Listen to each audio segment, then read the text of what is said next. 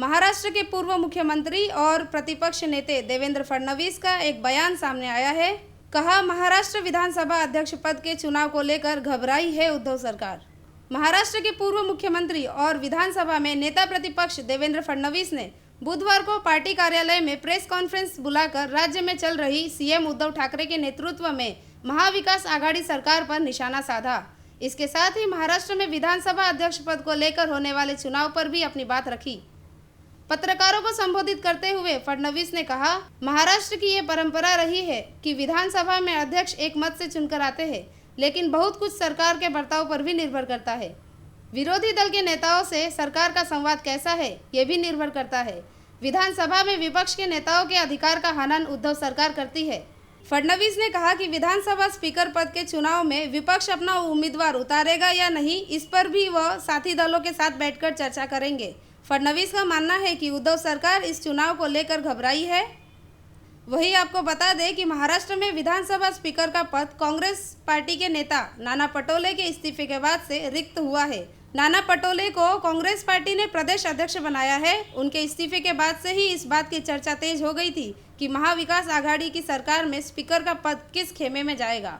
इसके अलावा फडणवीस ने केंद्र सरकार की ओर से पेश किए हुए बजट पर कहा कि भारत सरकार की ओर से महाराष्ट्र में कई सारे प्रोजेक्ट को पूरा करने के लिए हजारों करोड़ रुपए की मंजूरी मिली है।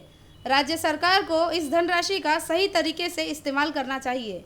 फडणवीस ने शर्जिल उस्मान को लेकर कहा कि उसको गिरफ्तार नहीं कर पा रहे हैं, लेकिन शर्जिल को गिरफ्तार करने की मांग करने के लिए बीजेपी ने आंदोलन करना चाहा तो उसके उत्तर भारतीय मोर्चा के कार्यकर्ताओं को घर जाकर गिरफ्तार किया गया। वहीं उन्होंने कुछ हस्तियों के ट्वीट वाले मुद्दे पर कहा, ट्वीट को लेकर सेलिब्रिटीज की जांच की मांग करने वाले और आदेश देने वाले दोनों का दिमाग खराब है। ट्वीट की जांच नहीं हो सकती। सीआरपीसी जानने वाले समझ सकते हैं, लेकिन ये जांच की बात करना सरकार की मानसिकता बताती है। राष्ट्रहित में अगर कोई ट्वीट करता है और उस पर कार्रवाई होती है तो हम सब पर कार्रवाई होनी चाहिए।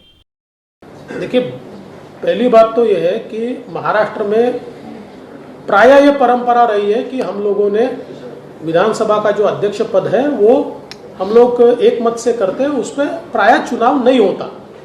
किंतु ये सरकार ऐसी है कि जो विरोधी पार्टी से संवाद नहीं करती। विरोधी पार्टी की जो अधिकार है सभागृह में, उन अधिकारों का भी हनन होता है और इसलिए हम लोग हमारे सारे मित्र पक्षों के साथ बैठेंगे और इसके ऊपर अपनी नीति तय करेंगे। लेकिन मुझे एक बात की खुशी है कि सरकार बहुत घबराई हुई है। ये विधानसभा अध्यक्ष पद के चुनाव को लेकर सरकार बहुत घबराई हुई है। ये देखकर मुझे बहुत खुशी हो रही है।